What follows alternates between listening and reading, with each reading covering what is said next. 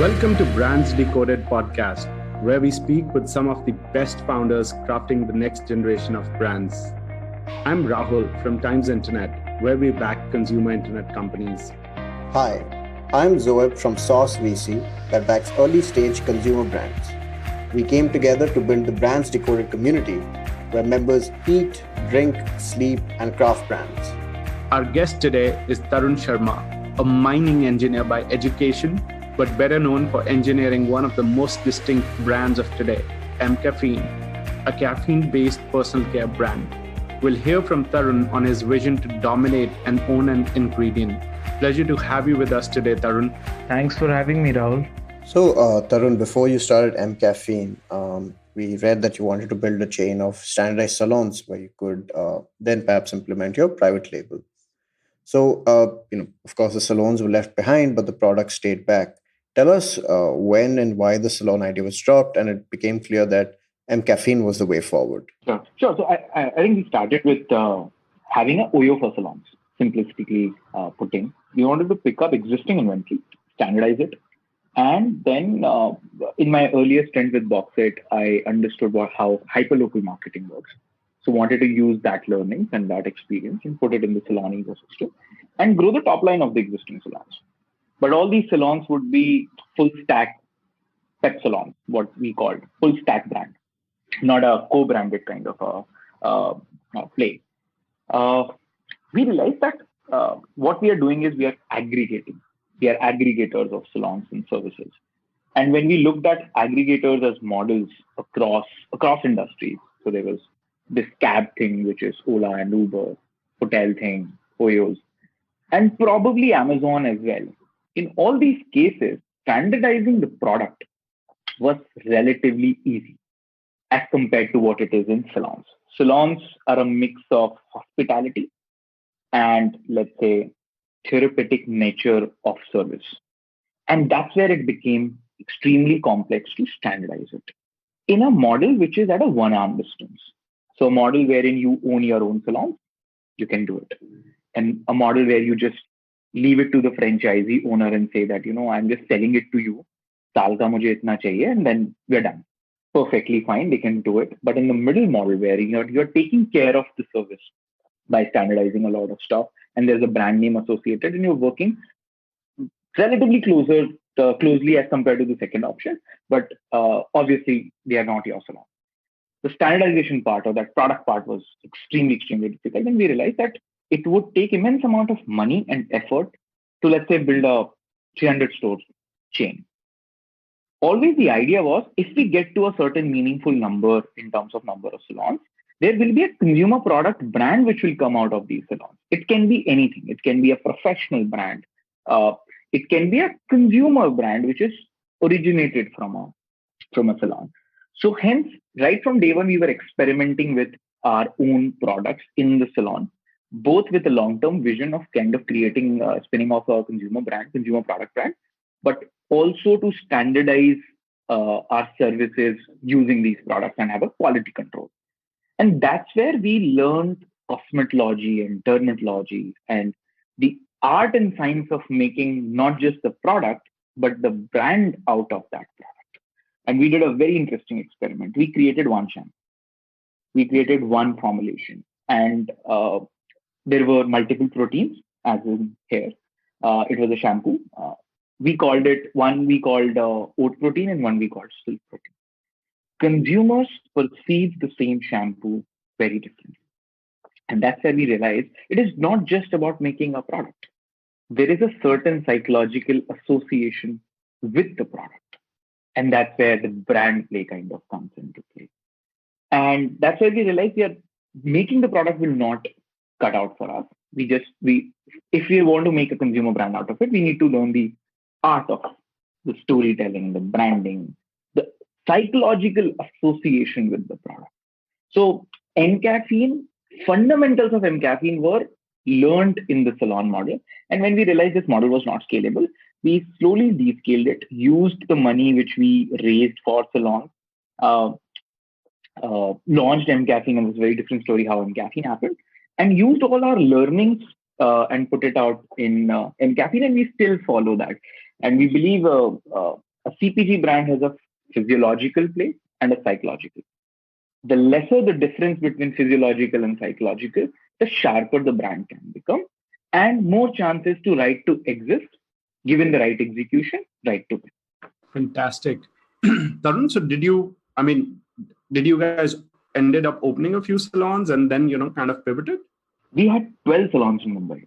Okay. So in just about 3 months, we expanded it to 12 salons. We were profitable. We were at $1 million run rate in terms of revenue.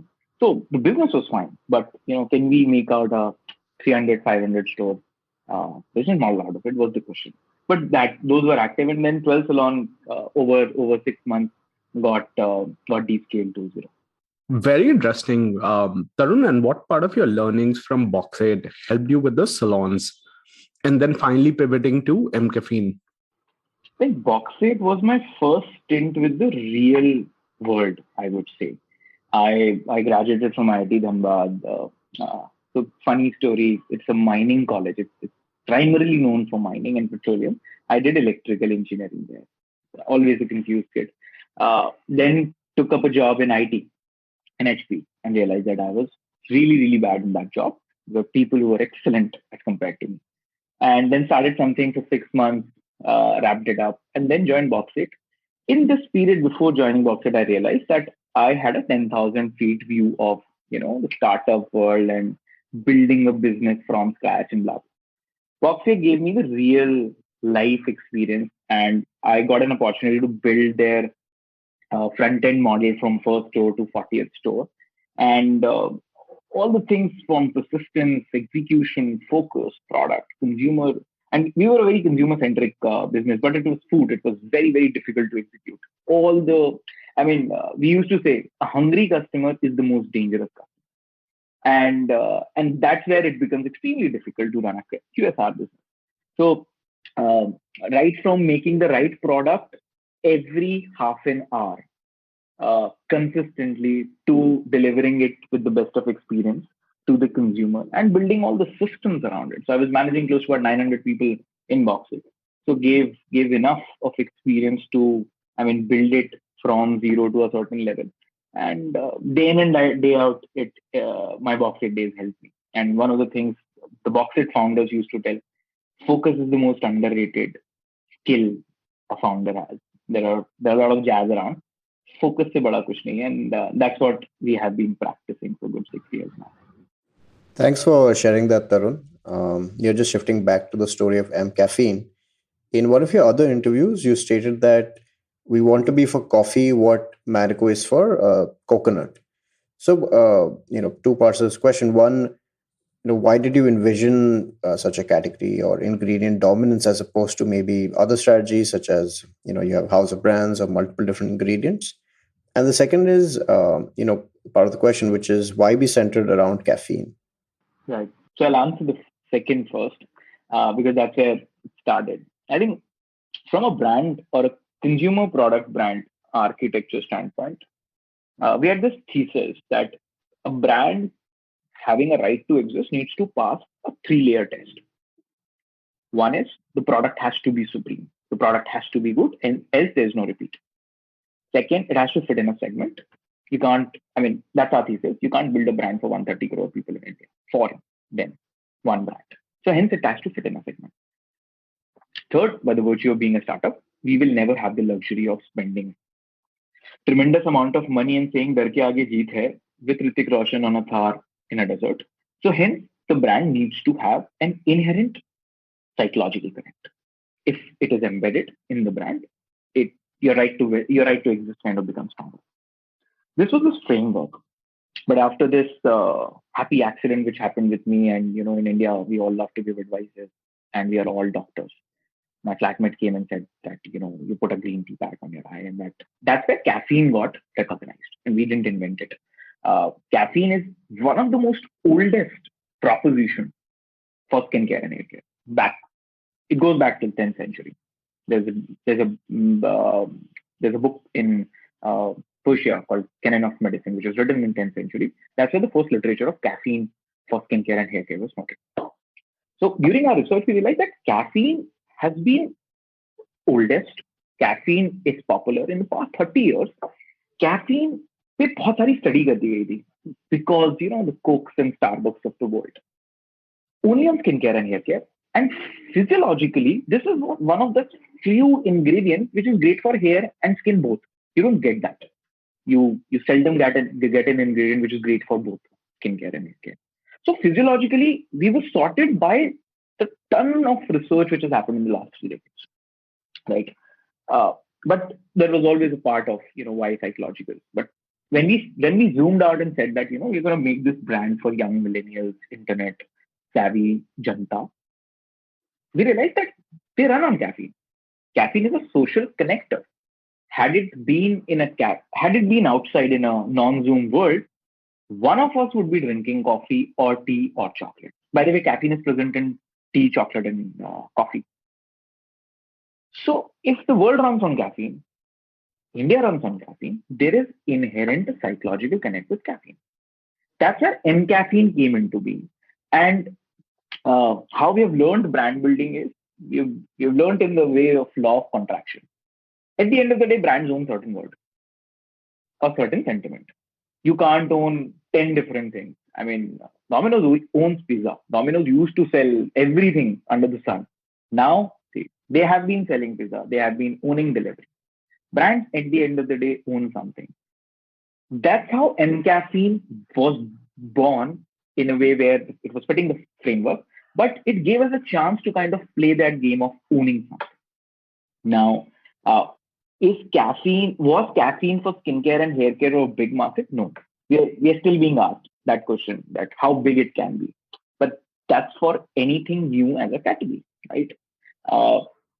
We believe that if the brand passes this framework, there's a right to exist. And if given the execution is right, there's a right to win. M-caffeine as a structure also helps us cutting the clutter. I mean, 5 years before, when you launched a natural brand, it was an achievement. Now it's a requirement. So broad concepts travel faster and to the length. So hence we wanted to build our own niche and say that we'll be focused on the caffeine for skincare and hair care market because all conglomerates use this, nobody uses this ingredient, nobody is making a brand out of it. We'll make a brand. However long it will take. And when we mapped all the markets, Indian markets, everybody has owned an ingredient. Himalaya owns neem, Marico owns coconut. So at the end of the day, if people are owning a certain proposition, why don't we just say it out loud and say that, we'll own this proposition by just focusing only on it? Does it restrict us in gaining the market share? So far, for the past 4 years, we're very, very happy with the way things have gone. The multiple things which have come out in this journey. But fundamentally, we don't feel it is a restricting proposition.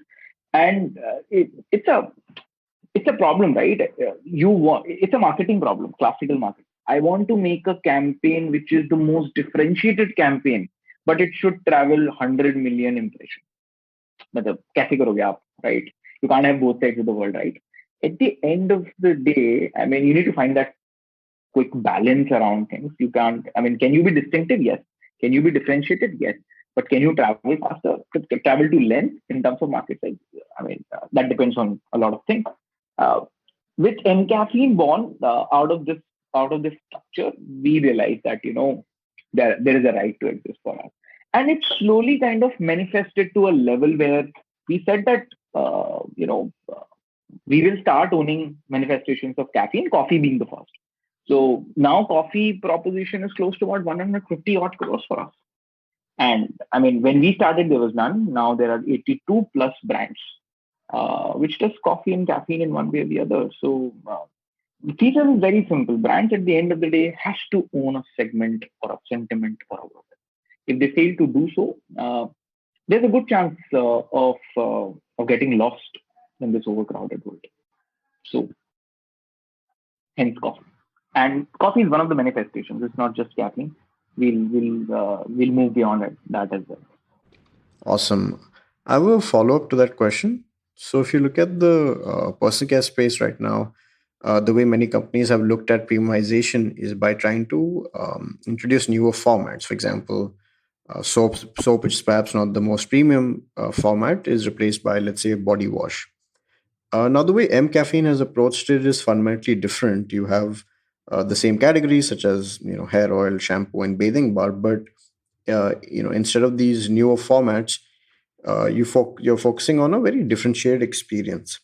So I just want to understand better, how will you show about the main factors that will help you give a premium experience, where perhaps some of the other brands have probably failed. I don't know whether other brands have failed or not. What we focus largely on is having a very supreme product experience. So we just don't want to make good products.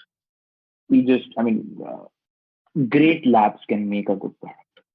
We want to make products which make our consumers feel good about themselves while they're interacting with the product. And interaction starts with the first moment of truth, the packaging. Second moment of the truth can be fragrance, texture. Third moment of the truth is, when you apply and you get after post usage effect or in usage experience. We work very, very hard on it. Just to give you an example, when we were formulating our body scrub, and it's one of the hero categories for us. In India, all the body scrubs were paste based. Paste as in they were granules in a paste. Think about it. And that's how, we're changing the format as well. We changed the format. All the body scrubs were paste based. We said we'll make a powder based. Why? Think about it. This is the face estate. You can use a face scrub because it's small. Apply a paste based body scrub on your body. आप थक जाओगे. Shower time is your feast time. You don't want to come tired after that shower. So this not just making good products, but products which make you feel good about yourself, translates not just to packaging, product, texture, but also to the usability as well. So we work on all these functions while we are formulating the product. And we probably would reject 200 products in one shape or the other. We would launch very few SKUs, and we would want to have at least 80 to 90% tick marks done using this internal structure which we have devised. Now, do we have regular formats? For example, a shampoo is a shampoo. Should it be a shampoo bar, which is a newer format? We haven't thought about kind of fighting two wars. The best we have done is that we would launch a soap, but in our contextuality. So we launched world's first coffee bean shaped bathing bar. It's a patented product, pH. All the attributes of a great product will be embedded in it, but it would be contextual to us. Should we launch a body wash? Probably yes, we will. But we need to kind of play in the sandbox of the existing categories only. But every year you would see one innovation. Innovation can be the be it efficacy, be it the form factor, be it how we are making the consumers use this product. So that's innovation for us. But we will play in the sandbox of the existing categories, but we will try to contextualize these products for M Caffeine. Understood. Very cool. Tarun, one of your key consumer personality is that of a confident woman, right? Recently witnessed your collaboration with Vidya Balan's Sherni. So I have a two-folded question, One is, why does such a personality suit your TG, right? And second, at the same time, how your experience has been, advertising with OTTs? Sure. So as a brand, we are on the cusp of a confident women and a sensitive male. We are a gender neutral brand. And I generally extend this line by saying we are not a unisex brand. Whenever this country would recognize more genders, we will have inclusivity for everyone. So we are a gender neutral brand. But the cusp is confident women and a sensitive male. And our definition of confident women, and our brand is a persona, our brand is a living person. We have very clear traits of our consumer. So when we say confidence over color, we would want our consumers to believe that. We would want our consumers to say no to fairness, right? So these customers are assertive in nature. These customers are kind of riding against the wave of, let's say, more moral policing to all sort of societal challenges which they would face on a daily basis, which are not out loud, right?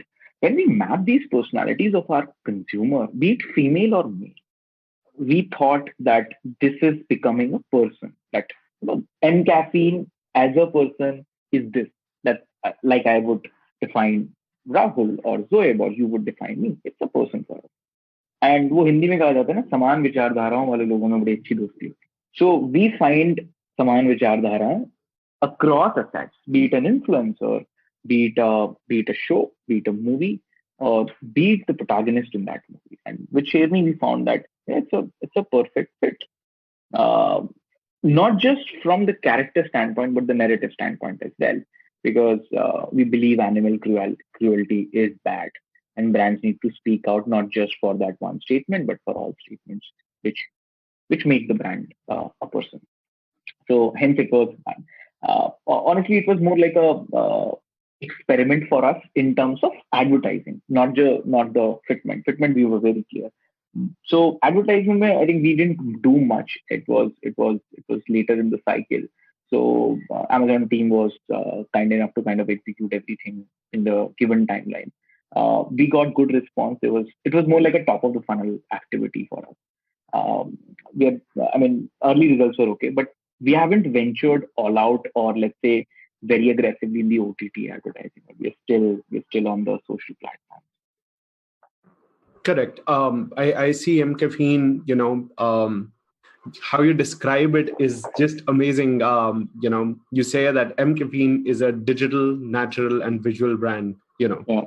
So it's very, very interesting. I've never heard somebody defining, a brand as, a consumer product good brand probably as a digital or a visual brand, Just wanted to understand a couple of things there, right? One is definitely that you use a lot of influencers, right? So because the podcast is, consumed by a lot of young D2C founders, so how do you define success, and how should people, from different categories look at using influencers?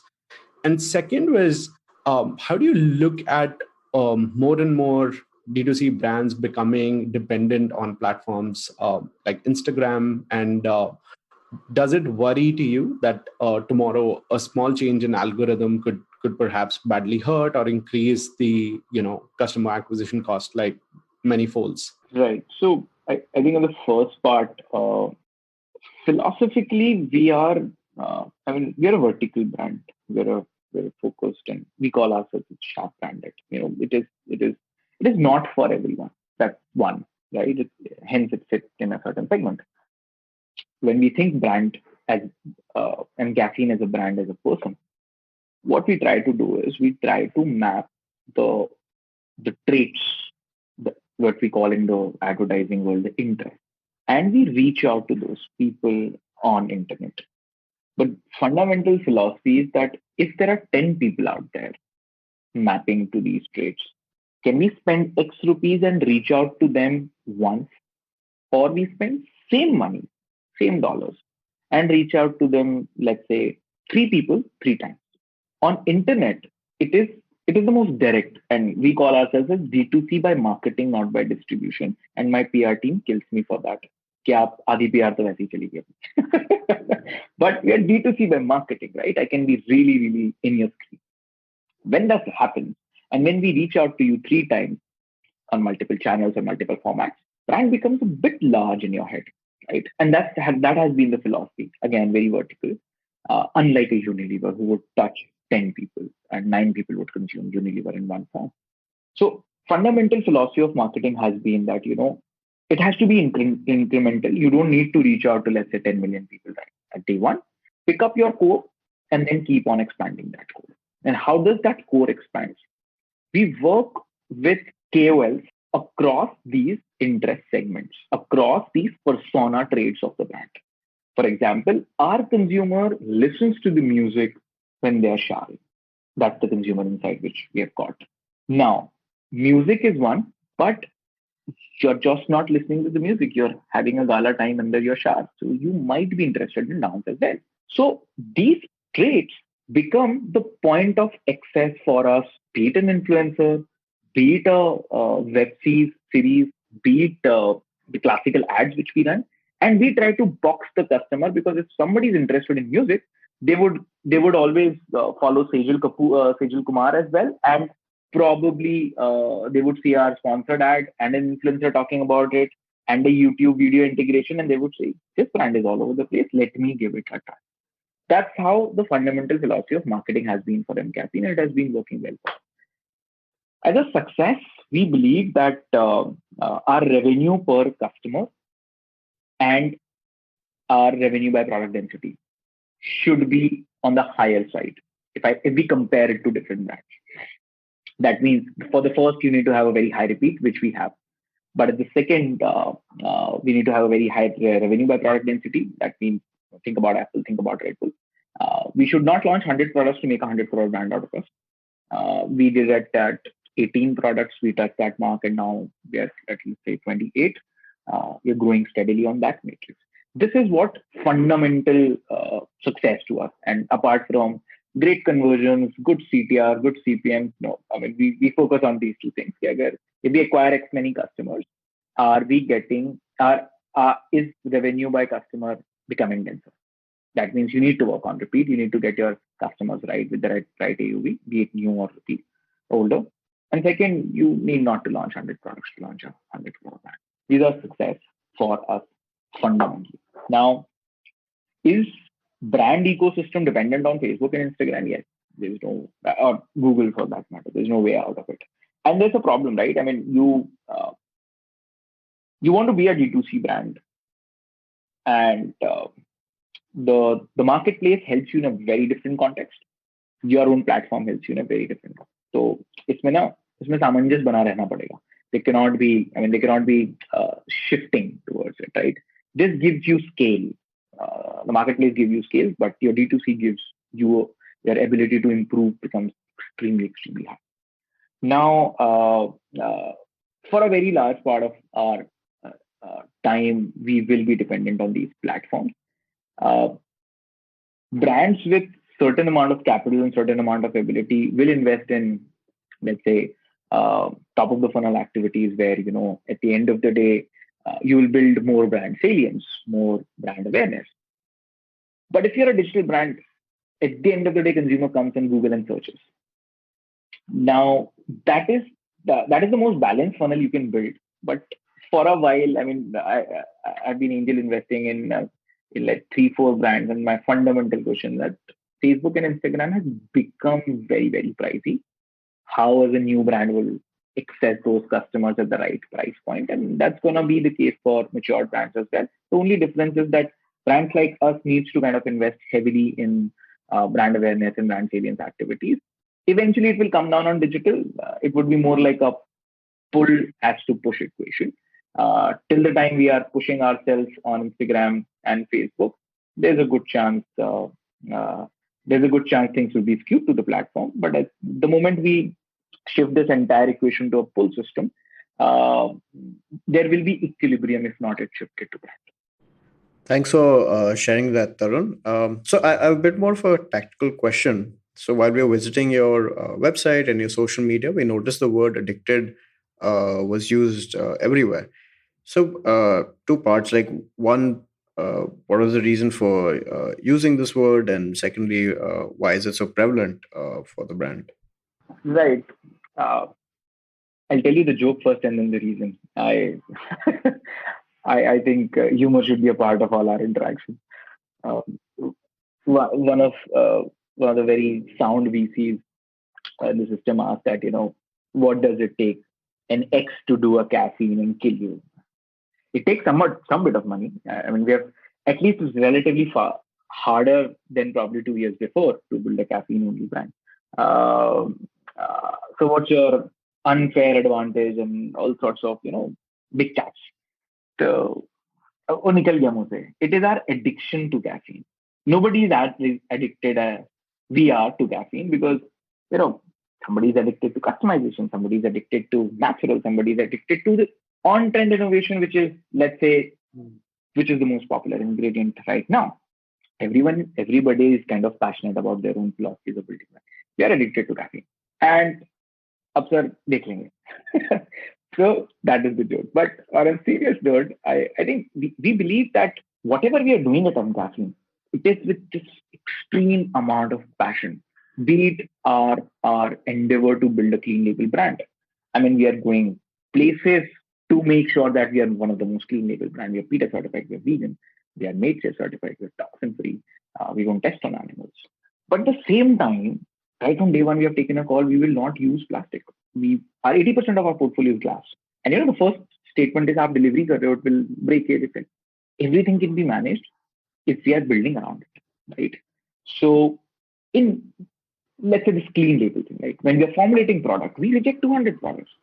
I mean, when they look at any other coffee product and say, okay, this is the difference between them and us. And if there are things which probably somebody has figured out, well, they go at length to figure out how this would have happened and why we are not doing it.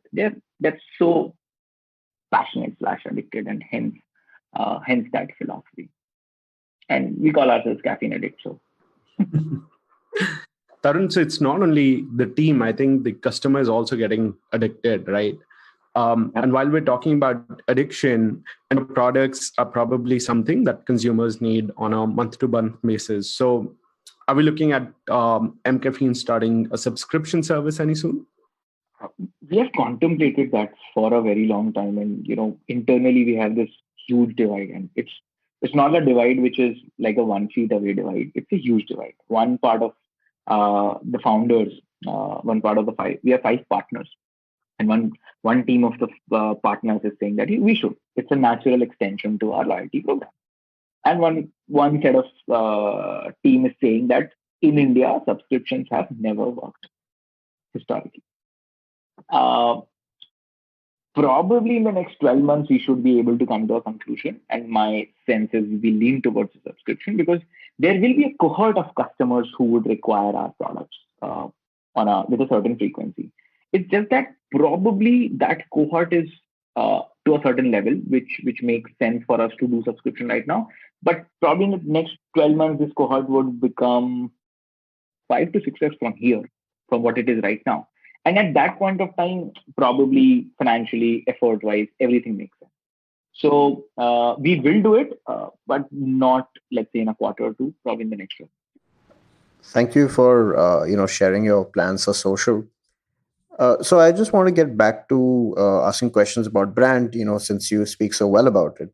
So, what we've seen earlier is, brands trying to play on narratives of, let's say, anti-aging or fairness, in a sense, which is almost about making you better, right? But such a narrative is almost considered taboo now.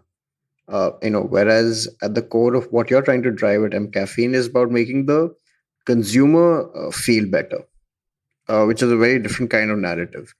So the question is one, which is, do you agree and see such a shift in narrative? And secondly, why did you want to go after such a differentiated narrative? Right. We are building a millennial brand. Millennials have this extremely good habit of they're sensitive, they're sensible, but they are also the ones who would not hold back, right? Brands will have to do the right things. So far, the narratives have been very cause-oriented, but cause and effect-oriented. If you apply this, aapko itna baal aa jayega. I mean, it was, in nutshell, the selling insecurity framework was the lowest hanging fruit or the best way people have done it. Over time, this narrative has changed, and with digital, it has become more stable, and this narrative is traveling faster. That the brand should have to do the right thing. Brand should have to tell the right things. I mean, nobody is going to tell me that Tarun, ye kya ho gaya, and you need to work on it. You need to have all the ethos embedded which a millennial would want to from a brand. And think about it. People are individualistic in nature. You are different, I am different. You would choose a brand which resonates more with you, and I would choose a brand which resonates more with me. in no time, and we are carrying a television or we're carrying the biggest multimedia asset like a smartphone in our pocket. So our the consumers have become really, really powerful, the millennial consumers. Hence, this brand shift has happened, is happening, and will happen much, much faster to, and it will travel to the brands who are probably not in the sandbox of this narrative. Why we have chosen? I mean, it is very simple. Right? It boils down to very simple things for us. M-caffeine as a person is this: one, two, three, four. M-caffeine doesn't want to do this thing because as a person, she doesn't like it. And she likes clean label things. She doesn't want people to talk to her while she's creating that, fear or insecurity. Hey, you are like this. Why don't you talk to me and let's spend some time together and I'll make sure you get it. No, it will, over time, this narrative will become more and more stronger when, there is this, and there's this wave of consumers. If you look at Instagram, I mean, every day we keep on seeing that brands are getting bashed for, using the same tactics के marketing को twist कर दो, किसी को पता नहीं चलता. That's not people. People are more discerned. People are out there, and uh, simple things like if you're working on an ad asset, and if your model is waking up from the bed, I mean, would she be having makeup or would that guy be having hair gel? No. बहुत छोटी सी चीजें हैं, right? And it is a cultural shift. If you look at cinema cinema is what kind of induces everything, right? Is one of the most powerful things in this country. पिछले 10 सालों में cinema में changes आए. Now your police stations look like police stations. Earlier it was a set in Chandivali. Now your locations are more real. So authenticity will be paramount for all the brands, and obviously in the consumer side it is. So I think we are very clear from the fact that M-caffeine as a person doesn't like this, and that is M-caffeine as a person slash brand is the most demanding around us. So she doesn't want this, she doesn't want this, he doesn't want this, he doesn't want that, and we don't do those things at all. Tarun, one question that has come to my mind again and again is,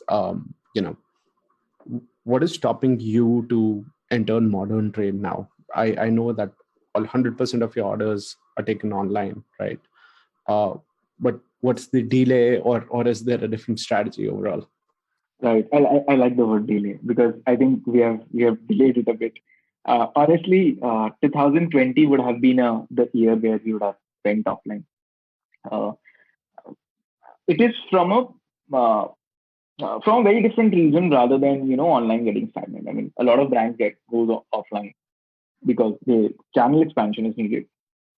I think M-caffeine as a brand is extremely data oriented, and what we believed after touching some big milestones in FY20, that we have enough data of our consumers' geographical split. I know Powai में कितने और कौन से product बिक रहे हैं. And geographical is one data which is accessible across platforms. If you're not accessing the customer details, you get the geography.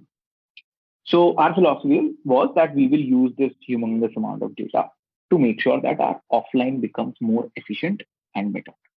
That was the plan. In 2020, we were supposed to go offline. We didn't go because obviously of pandemic. Now we are in that phase where we are taking that planning level to the next stage, and probably in the next 2 to 3 quarters, you would see M-caffeine in offline shelves. But so far, online was going great. It will always be faster than offline because of fundamental reasons. But we wanted to do offline right. I mean, we were with an opinion that offline done well gives you immense amount of power as a brand. Offline done bad can take you back probably 3 years, and sometimes it leads you to a place where you don't have the ability to come back. So we were very cautious of offline, and hence we wanted to use online data to make sure that our offline becomes efficient, better. And at the end of the day, the online makes offline better. Offline feeds online because a product on a shelf is a billboard, and your brand salience and brand awareness increases. So we were a bit cautious and to do offline probably in the next 2-3 quarters. We are at a stage where we have formalized the plan. 2-3 quarters, maybe you will see us in offline. Very interesting and great to learn that you'd be using your consumer data to start offline because you know that what kind of products are majorly sold in which cities, right? Yeah. And if I'm correct, a lot of your initial traction came through Amazon, right? Yeah.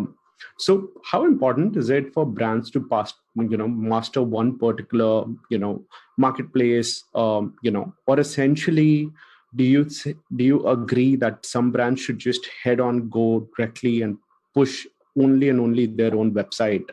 Would love to hear a thought on that. Got it. So, the marketplaces are great.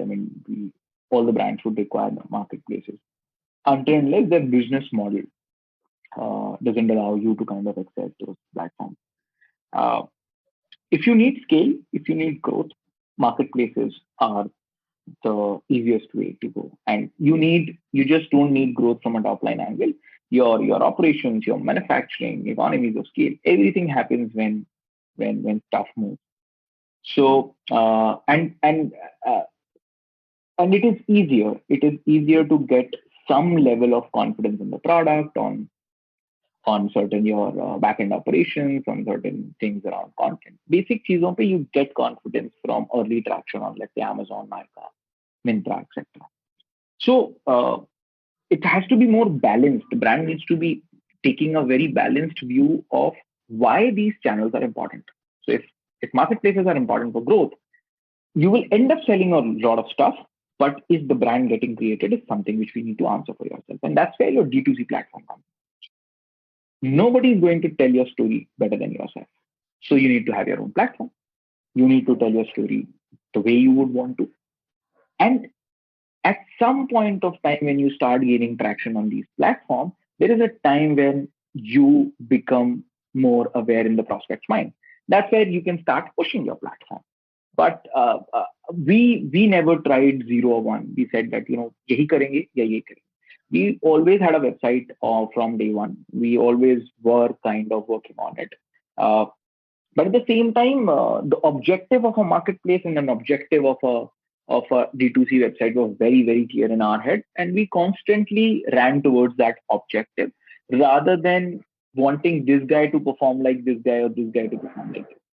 So it was very balanced in nature. And right now, incidentally, our maximum amount of sales come from our D2C platform. It's a function of not trying this guy to be this guy. It was a function where, there was a critical mass which we achieved and people wanted to hear our story and people were coming on our platform. And since we were working a lot on storytelling, making sure the consumer engagement happens, there was a point in time when the customers was coming to the store for our story and they ended up purchasing from our platform, and it became a flywheel for us, and we quickly kind of expanded it. And that, hey, the outer intent was not to kind of make the largest channel, but now it is becoming let's kind of push it. But at the same time, the importance of marketplaces for brands like us, at least for MCaffeine, will never grow. They are an incredible partner to our success story. Be it Nykaa, be it Amazon, be it Myntra, which is the newest channel for us. Thanks for sharing that, Tarun. So for our listeners, just want to share that, to this day on every product that MCafe puts out, you've put your own contact details for customer care. And, just out of curiosity, you want to know, has that come with any occupational hazards? I mean, what's perhaps the funniest customer care story you can share with us? So it is more strategical, right? Nobody's going to call me for where's my order and things like that, right? It is very specific when you're using a product and there is a certain query which you have. It can be before using, how to use. It can be a complaint on the product itself, or it is a post usage. So it is very specific to product because that's what I want to know. And the rest, the engines are set, there's a reporting system. Now, customers don't realize that they're calling the founder, right? So sometimes it is like the funniest was that a guy missed 3 anniversaries gift And this time he ordered our gift kit. And he was like, भाई आप तो समझते हो ना, आपकी तो शादी हुई है कि नहीं, प्लीज करवा दो, जल्दी करवा दो. And he ordered at 11 o'clock in the morning. And the anniversary celebration was supposed to be at 8 o'clock. We operate from Mumbai. And I was in Delhi. मैं कहा, मैं समझ तो रहा हूँ, लेकिन you're in deep trouble. But we managed to deliver the product by 7:30 to his place. And he was happy. And then when I told him that, I'm one of the founders of the company, and he was like, यार आपने तो कर दिखाया. And he was least interested in the founder bit. आपने तो कर दिखाया, मतलब अब मैं कभी नहीं छोड़ूंगा ब्रांड को. It's good. But ब्रांड तो आप पकड़े रहो, अपना कैलेंडर भी लगा लो. 3 एनिवर्सरी मिस कर दिया आपने. बट बहुत सारे आई थिंक क्रिटिकल फीडबैक मिलते हैं when we launch body scrub. Are we changed a lot of things around how it was packaged, how it was delivered, because it was the first glass product we did. And all these feedbacks said, I remember at 12:30 in the night, a customer called and bombarded like 15 minutes. I got an earful. Talk. We have done this. And I realized why she was angry. She was angry because the moment she was opening a product, the coffee was spilling, right? And when it was spilling, it's a premium product. That bad taste in the experience, she was really angry about. And she was liking the product. She was liking the packaging, everything, fragrance, etc. खुलते से गिर जाता है. And you have kind of screwed up your first moment of truth or second moment of truth. And then we invented something which goes in the cap, and वो अब नहीं निकलता, कैसे भी आप कर लो, it doesn't come out. So I think we have evolved tremendously with our customers' feedback, and that's why it's still there. And does it take a lot of time? I mean, it does. But as a founder, what would you want to do? I mean, do you want to look at these presentations on a daily basis and think, अब अगला क्या करूं? These are the best people who would make you evolve, and not just today, always. The only thing we will fail will be that we start going farther from our customers. So वो हमारे लिए बड़ा paramount है. अभी भी हम outbound भी लेते हैं. All my 5 partners, I mean, including me, the 5 of us, we take outbound calls. That and then without telling that we are the founders, we just take feedback. You have used our hair care, how is it? And there's a detailed process around it. And the core philosophy is that customer centricity, it's not just, we're a customer centric brand, and it is a good thing, right? Everybody says this, right? Our customer centricity goes to a level where we would try to understand very, very finer things about our customers. When in our feedback, one of the questions which is a bit, how do I say, customers get distracted and a bit pissed off as well. When do you come home? It's a tier 2, tier 3 question. When do you come back home? To a girl and to a boy. And you आप feedback लो ना product का. Why are you? My father is here. वो भी यही सवाल पूछते हैं. Why are you asking this question?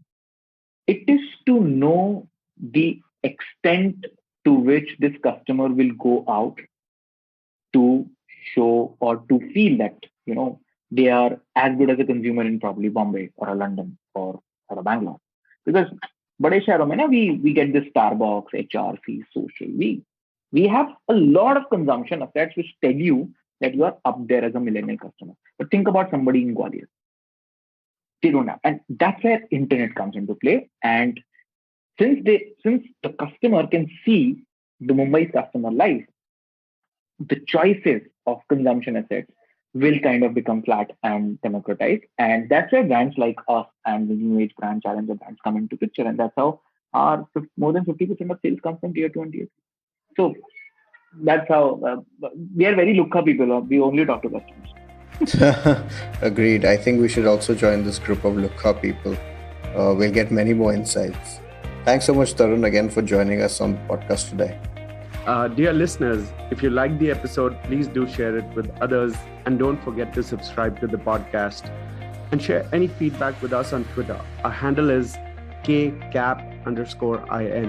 See you next week with a new episode.